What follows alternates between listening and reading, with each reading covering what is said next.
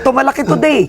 Si DOJ Secretary Boying Remulla, sinabi po niya, they are willing to engage with the ICC. Go ahead. Anong reaction mo doon? Go ahead, kung anong gusto nila. Hindi namin sila makontrol. Hindi namin sila makontrol. Kung i-engage sila yung ICC, sige lang. Go ahead. Basta ako, very solid yung aking paniniwala na walang jurisdiction ang ICC sa ating bansa. Pumasok kayo dito, ICC. We will go to the Supreme Court. We will seek judicial relief. Kung talaga bang may jurisdiction ng ICC dito.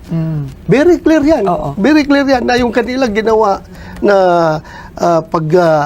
hingi nila ng permiso, yung prosecutor, paghingi nila ng permiso sa court na mag-conduct ng investigation, effective na ang ating withdrawal sa membership. So, very clear, wala silang jurisdiction.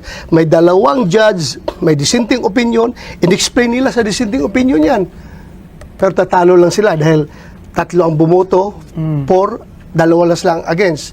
So, diyan mo makikita ngayon that ICC is not for justice. It is all about control. Gusto lang kontrolin yung mga membro nila sa ICC.